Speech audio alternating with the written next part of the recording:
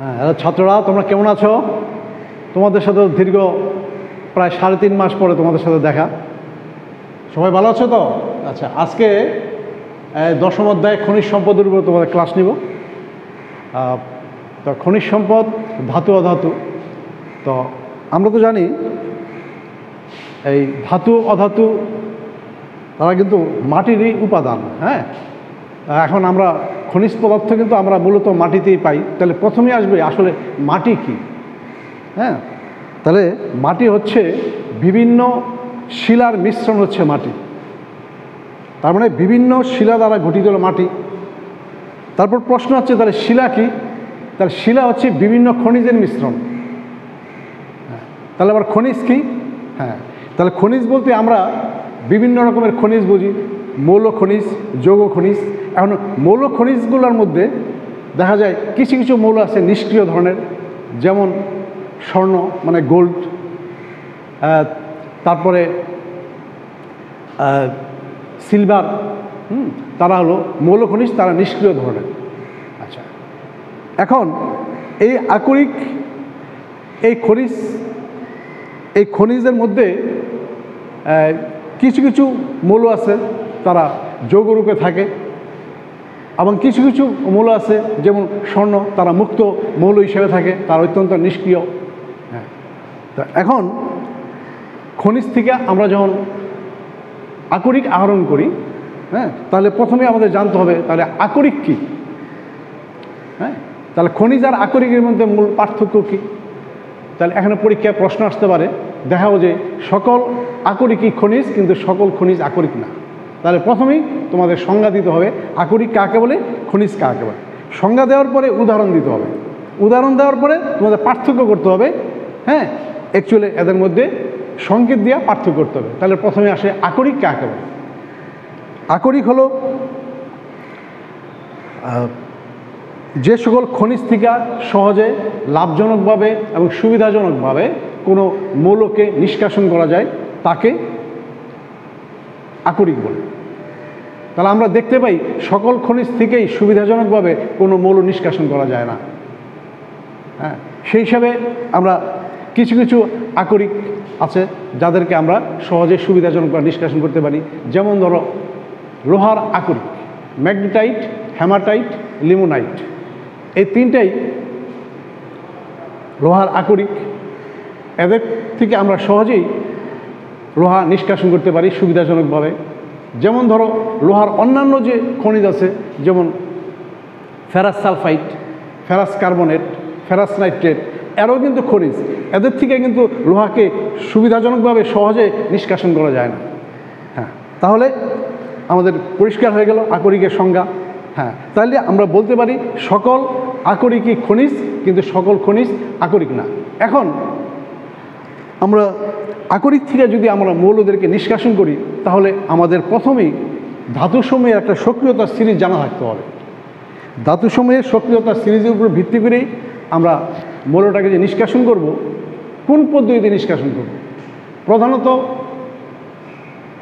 আকরিক থেকে মৌলকে নিষ্কাশন করা হয়, তোমাদের বইয়ের মধ্যে উল্লেখ আছে 5টা ধাপ। তার মধ্যে মূলত 2টা ধাপই পার্থক্য করছে, একটা হলো কার্বন বিজারণ পদ্ধতি, একটা তড়িৎ বিশ্লেষণ পদ্ধতি। কিন্তু তোমরা কিভাবে বুঝবা যে আকরিক থেকে মৌলটাকে নিষ্কাশন করার ক্ষেত্রে কোন মৌলটা কার্বন বিজারণ পদ্ধতি আর কোন মৌলটাকে নিষ্কাশন করবো তড়িৎ বিশ্লেষণ পদ্ধতি, সেটার জন্য আমাদের প্রথমেই সক্রিয়তার সিরিজটা মুখস্থ রাখতে হবে। হ্যাঁ, তাহলে দেখো সিরিজটা ড্র করছি। Potassium, sodium, calcium, magnesium, aluminium, zinc, iron, lead, hydrogen, copper, mercury, silver, gold. পুরোটা কি আসে?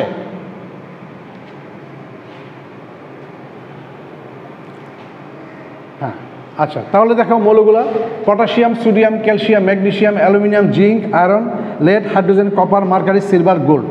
হ্যাঁ, আরও নিষ্ক্রিয় ধাতু আছে, যেমন প্লাটিনাম, সেটা গোল্ডের উপরে আসবে।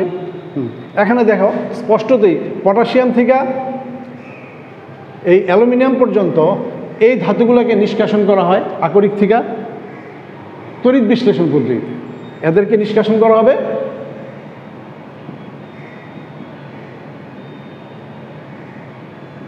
তড়িৎ বিশ্লেষণ পদ্ধতিতে। হ্যাঁ, আর হলো অধিক সক্রিয় ধাতু।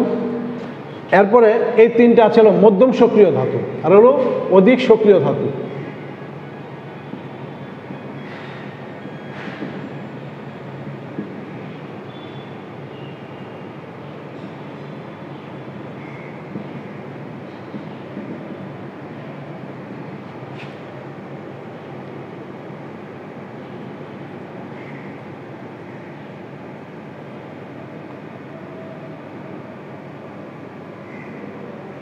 হ্যাঁ হ্যাঁ, তাহলে দেখো এই 5টা মৌলকে নিষ্কাশন করা হয় তড়িৎ বিশ্লেষণ পদ্ধতিতে। এই মধ্যম সক্রিয় এবং নিম্ন সক্রিয় ধাতুদেরকে নিষ্কাশন করা হয় কার্বন বিজারণ পদ্ধতিতে। হ্যাঁ, এদেরকে নিষ্কাশন করা হবে কার্বন বিজারণ পদ্ধতিতে।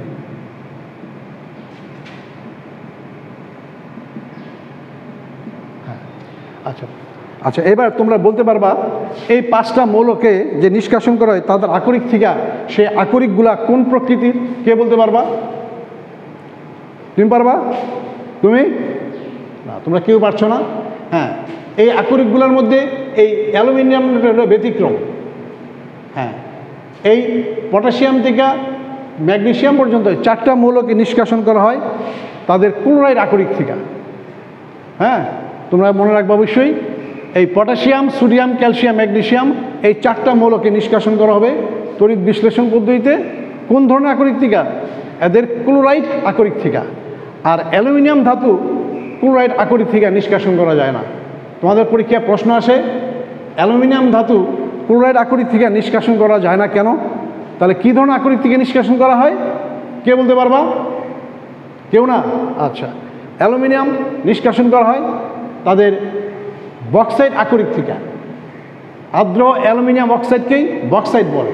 তাহলে বক্সাইডের সংকেত কি? Al2O3 N অণু পানি, N = 2 থেকে 3। হ্যাঁ, এইটাই হলো বক্সাইডের সংকেত। ঠিক আছে? হ্যাঁ, তার মানে বক্সাইড থেকে অ্যালুমিনিয়াম ধাতু নিষ্কাশন করতে হয়। আর পটাশিয়াম, সোডিয়াম, ক্যালসিয়াম, ম্যাগনেসিয়াম এই মৌলগুলোকে নিষ্কাশন করা হয় তাদের ক্লোরাইড আকরিক থেকে। তাহলে পরীক্ষার প্রশ্ন আসে অ্যালুমিনিয়াম ক্লোরাইড থেকে অ্যালুমিনিয়াম নিষ্কাশন করা যায় না কেন? কেউ পারবা?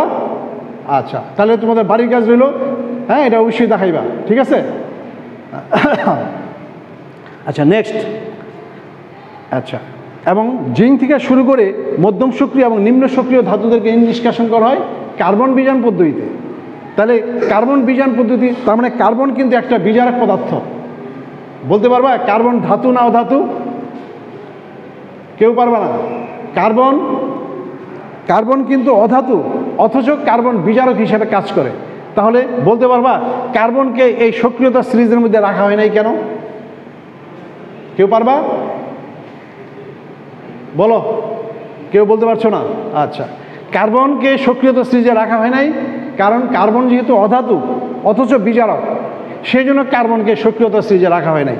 তাহলে কার্বনের স্থান সক্রিয়তার বিচারে কার্বনের স্থান তাহলে কোথায়?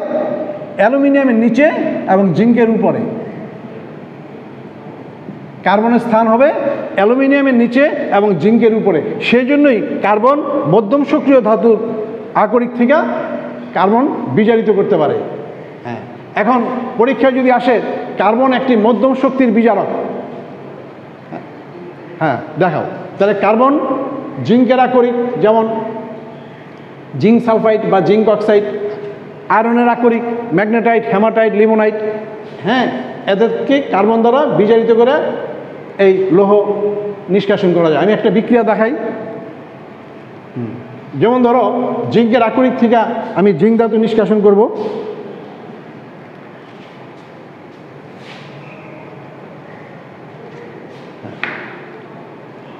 হ্যাঁ, জিঙ্কের আকরিক তোমরা জানো। জিঙ্কের আকরিক 2 রকমের তোমাদের বই আছে। একটা হলো জিঙ্ক সালফাইড, হলো জিঙ্ক কার্বনেট। জিঙ্ক সালফাইড হলো জিঙ্ক ব্লেন্ড, আর জিঙ্ক কার্বনেট হলো ক্যালামাইন, আকরিক নাম।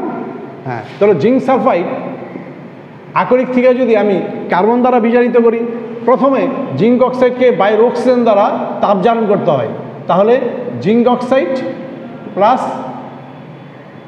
সালফার ডাইঅক্সাইড তৈরি হবে। উৎপন্ন জিঙ্ক অক্সাইডকে কার্বন দ্বারা যদি বিজারিত করি তাহলে জিঙ্ক ধাতু মুক্ত হবে প্লাস কার্বন মনোক্সাইড তৈরি হবে। এই যদি আমি জিঙ্ক কার্বনেট ব্যবহার করি, এটাকে যদি আমি তাপ দেই তাহলে zinc oxide plus carbon dioxide তৈরি হবে।